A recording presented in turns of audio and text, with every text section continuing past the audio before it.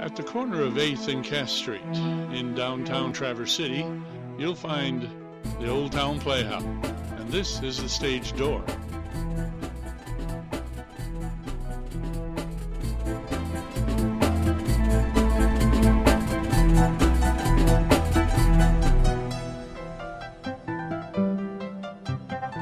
Hello, and welcome to Stage Door TC for February 2014. I'm Don Kuhlhorn. In this edition of Stage Door, we are going to interview director Nicole Case, who has auditioned this month for Steady Rain, a studio show. She will hold auditions, and we will speak with her about her audition process and her thoughts on directing. This month, so the Playhouse has released the 2014-2015 play selection for this incoming, and we will review these plays and talk with Denny Don Hunting about the process of becoming a director at the Playhouse. Of course, we will review the upcoming schedule for February and the shows that are going on, the activities and auditions. So stay tuned as we talk theater here at Stage Door TC.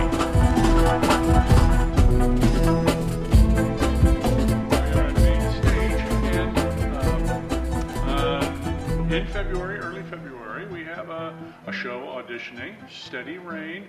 The director is Nicole Case. Welcome, Nicole. Thank you, Don. Thank you. Steady Rain. Let's first talk about that play. What is it? How many people in it? What's the whole theme? Steady Rain is a drama. Okay. It is a two-man duologue, is what it's referred to.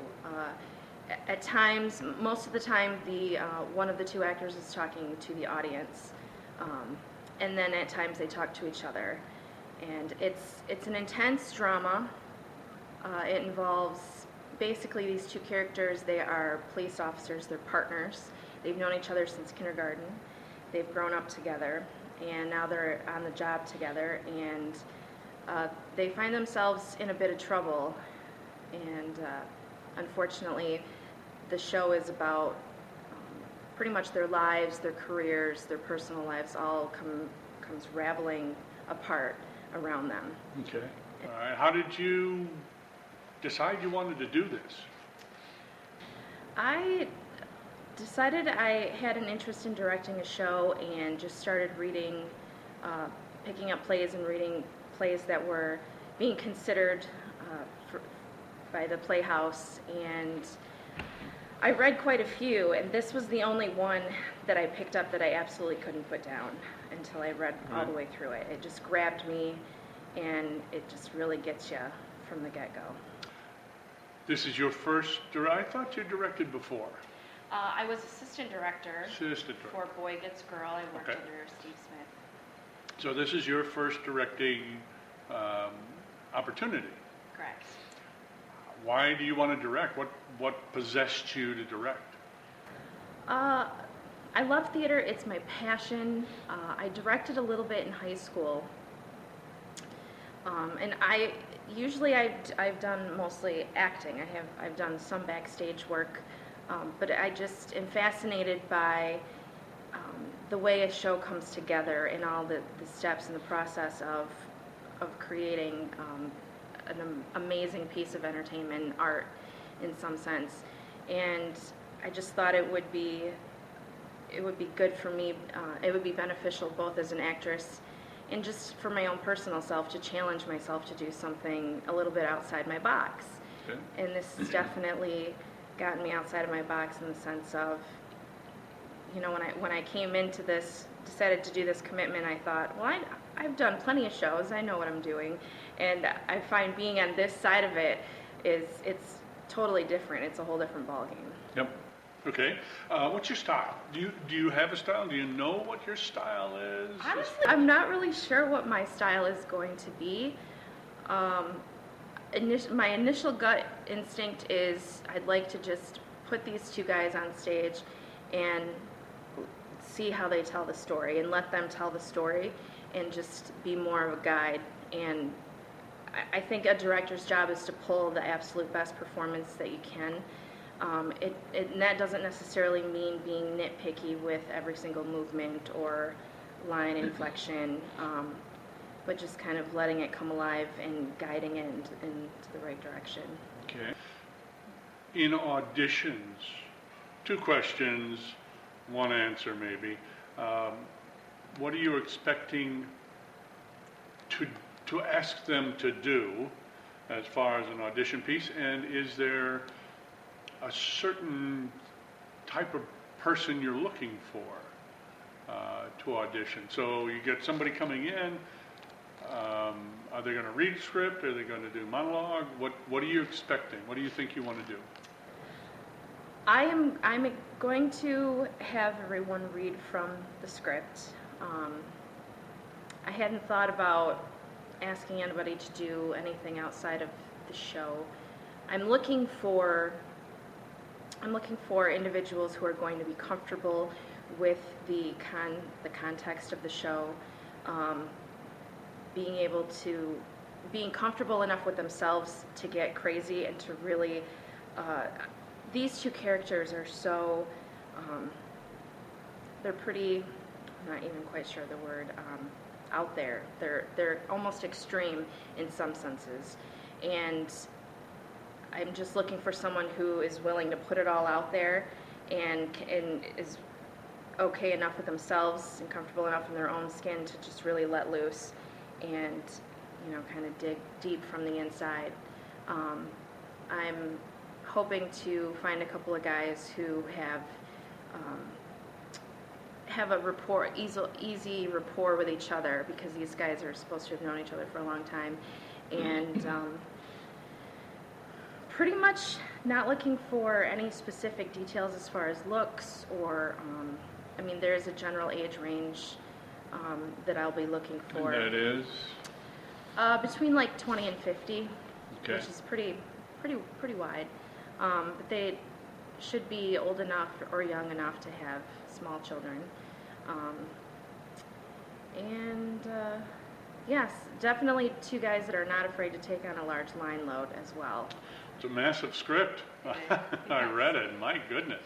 Some pretty long monologues going on there. Yes, indeed. It's incredible stuff.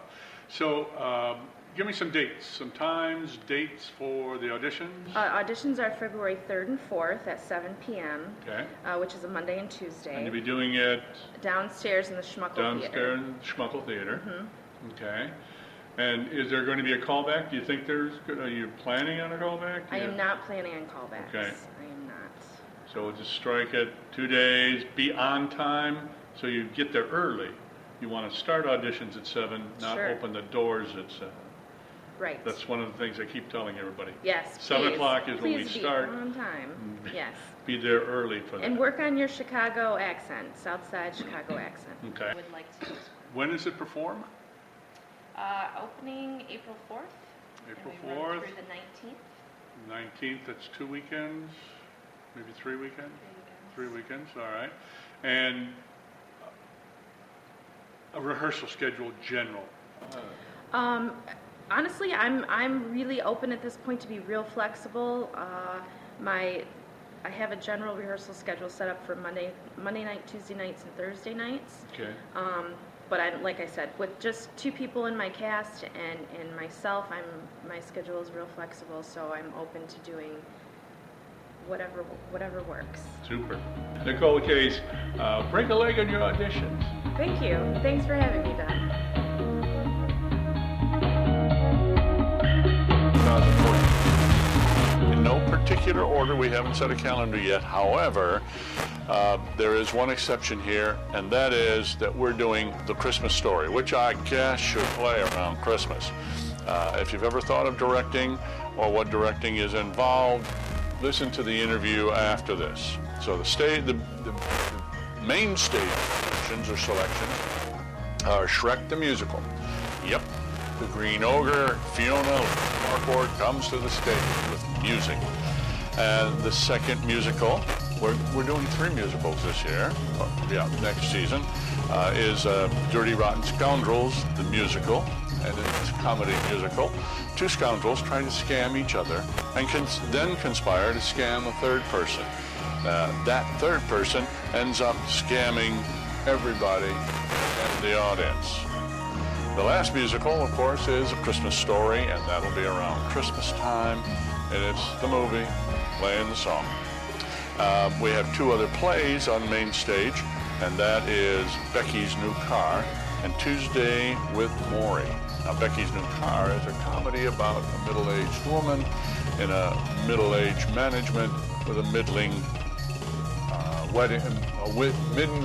middling marriage. And then she decides to take a road trip.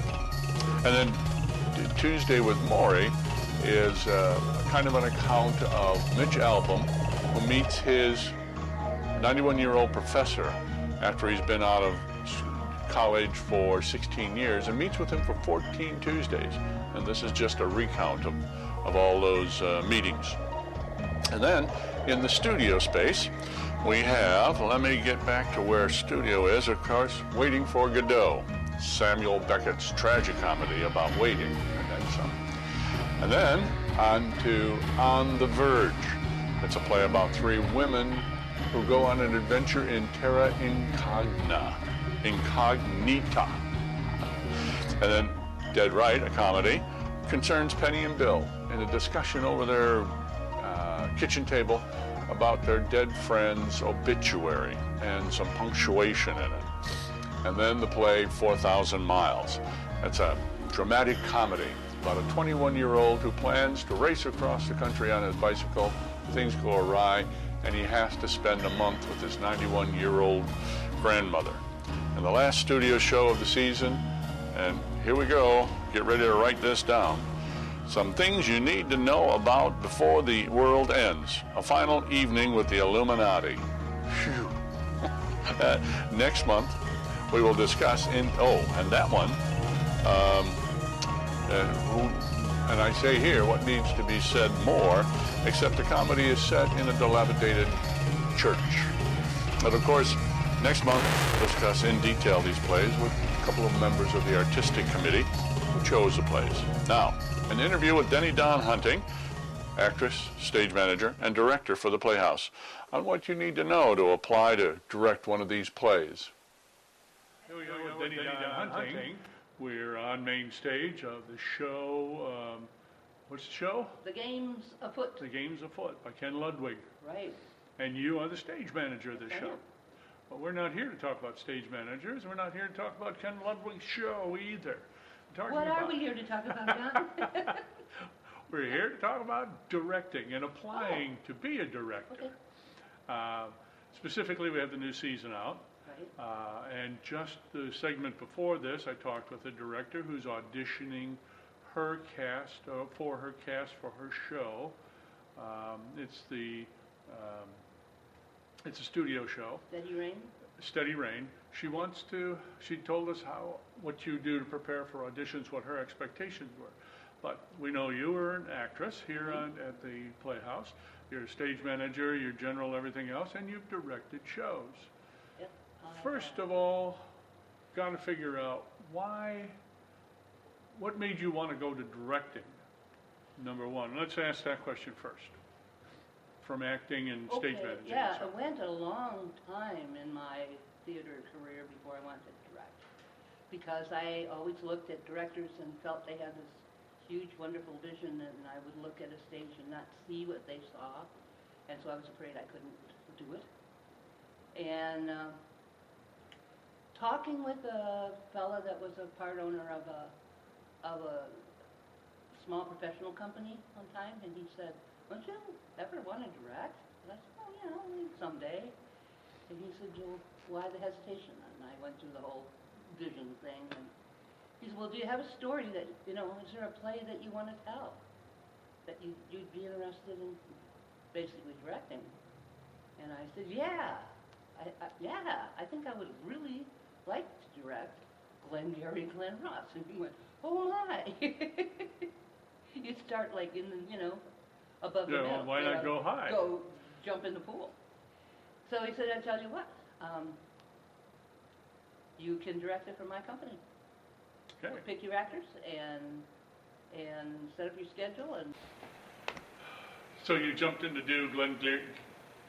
So Can't you jumped say in to it do 3 Glengarry Glen Ross. And How'd it go? It was the best little show that very few people saw. Okay then. Sadly, it was in the summertime in a small venue Right. and not a lot of advertising, but my cast was fantastic. It turned out very well. I was given a lot of good feedback from people that I respect in the directing community. And so I went on to do another, The rest is history. and the rest is history. You've been. How hard is it to direct? I mean, how do you direct? What does that mean? It's telling a story with people. It's like cutout dolls or playing with Barbies. You move the people into the spaces on the stage where they're telling the story. Okay. That sounds easy. But before that, you've got to read and read and read and know the story and think about it and think about what your particular vision is. How are you going to tell the story? And then it's figuring out the blocking, theater word, meaning the positions people are in on the stage. So we don't have somebody behind somebody or somebody way upstage and somebody way downstage or people with their backs to the audience and things like that. And then you audition people and look for folks that fit your picture of that character. Because by the time you've read the script several times, you get kind of a picture. You know kind of what that person should be like. And so you try to find actors that fit that vision. That's where people get disappointed. I was really good auditioning, and I did great, but they didn't choose me. Well, you didn't quite fit that director's picture. Right. You could be terrific and still not fit the picture. You could be terrific and still not fit the picture, and probably not get the I've had several heartbreaks like that. I knew I was the best, but but they went some other right, direction. they're going to be sorry tomorrow. Yeah. no, but then it's hard work. Then it's Right. and if you like it or if you love it, if you're passionate in theater, rehearsing is fun. It really is. It's work and it's fun, and it's frustrating at times because you may get a place in the play where it's just the blocking, the vision, something's not working right, and you got to work that out within your head and within the actors. What about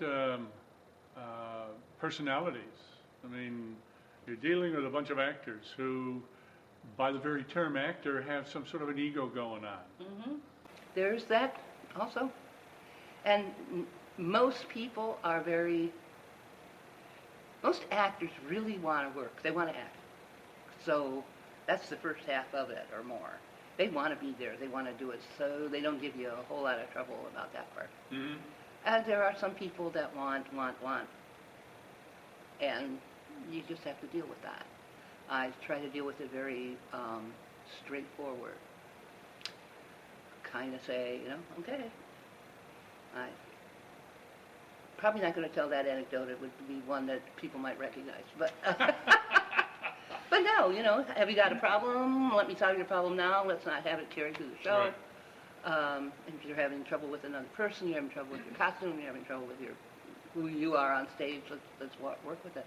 I've spent, sometimes during the rehearsal process, one whole rehearsal session with just one actor, talking about who they are and how they relate to the other people in the ensemble and where they're going with their part and what difference we have between the director and the actors. Right.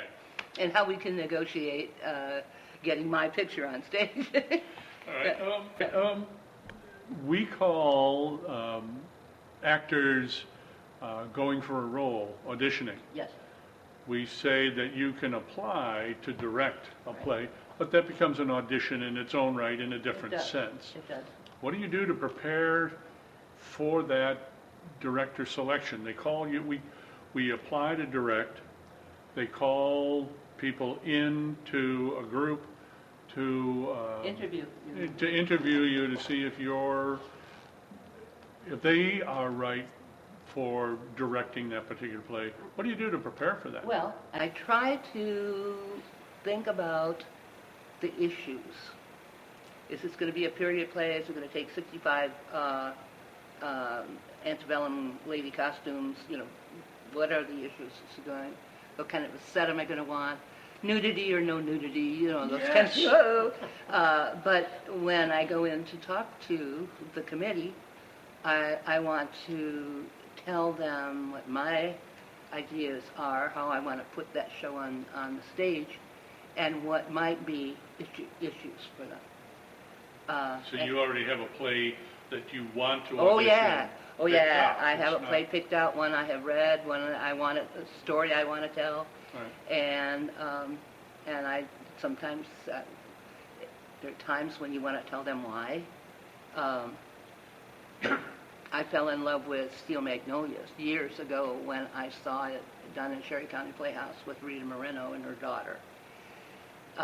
My daughter is diabetic, brittle juvenile onset, and so is Trudy's daughter in the play. So this was kind of a kindred spirit with that. Plus, it's about lady friends. It's about people I know. Right. I have lady friends, and we laugh and we talk and we cry together and we do that. So when I went in to apply at the interview, I talked about those things. I have some key reasons for wanting to do the show, passions that are there about the show. Issues, we're going to need running water on stage.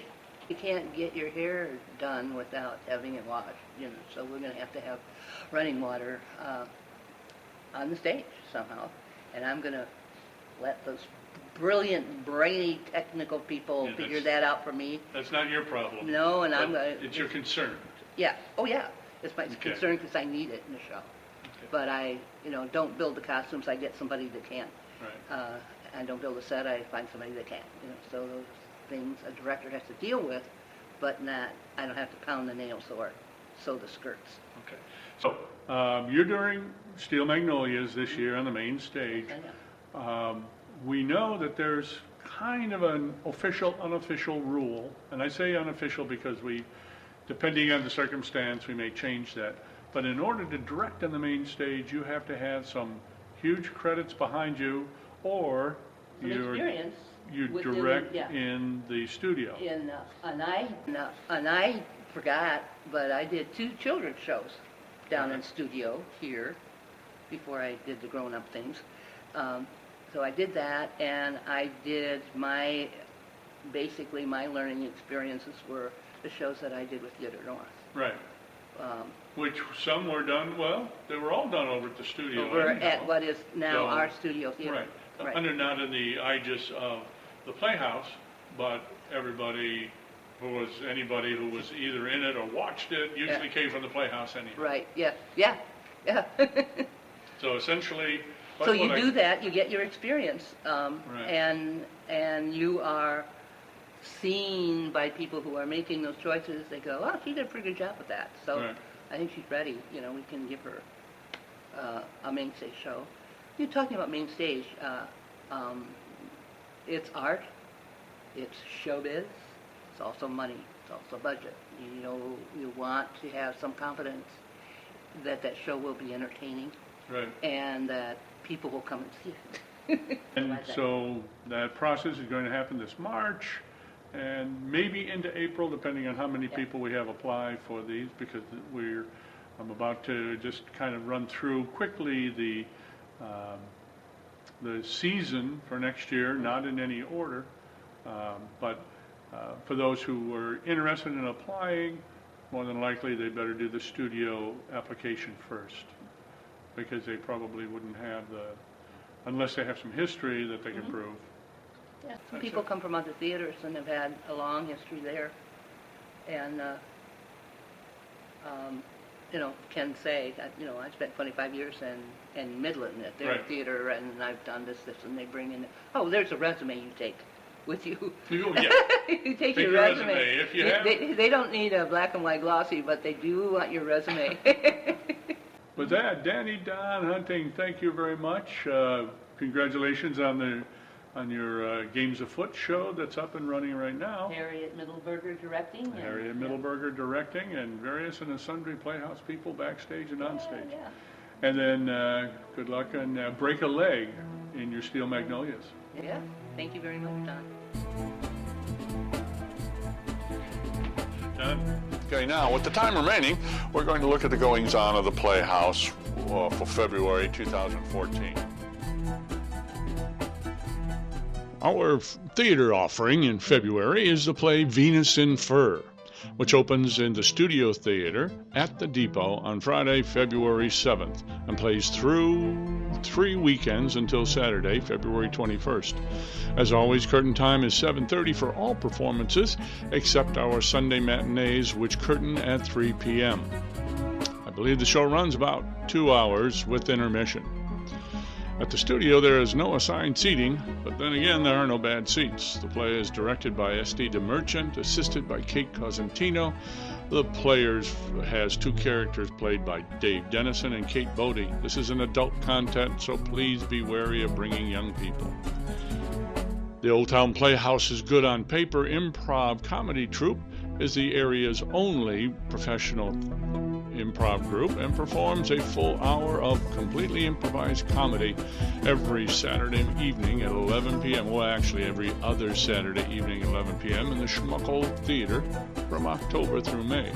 The next performance will be February 8th, and each show on the Good on Paper show begins with the on-the-spot audio suggestions, while audience members are also encouraged to supply random phrases from the can of words, which are then used randomly in various scenes with unexpected results. No 2 performances are ever the same. The jokes are fast and furious. As I said, the next performance is February 8th.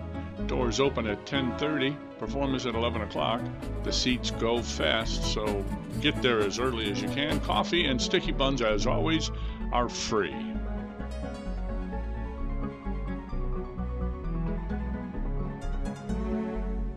And lastly, in this February's wrap-up, is a senior readers group, Age to Perfection. We have some news about them. Let me read you this email that I received that they sent out to the public.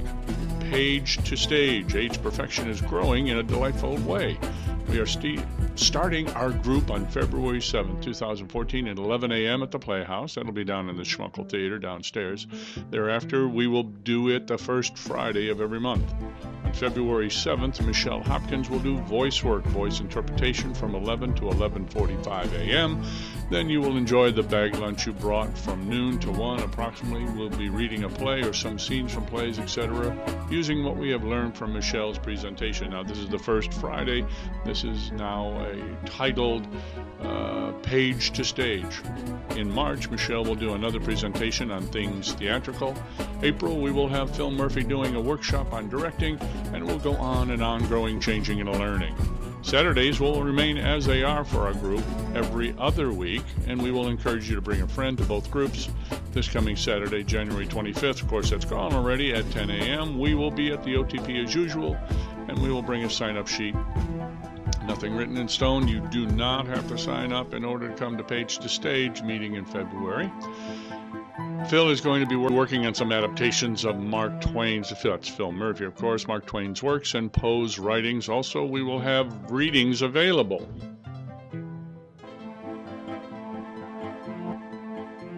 And I'm Don Kuehlhorn for Stage Door TC. Thanks for tuning in. Roll the credits, will you?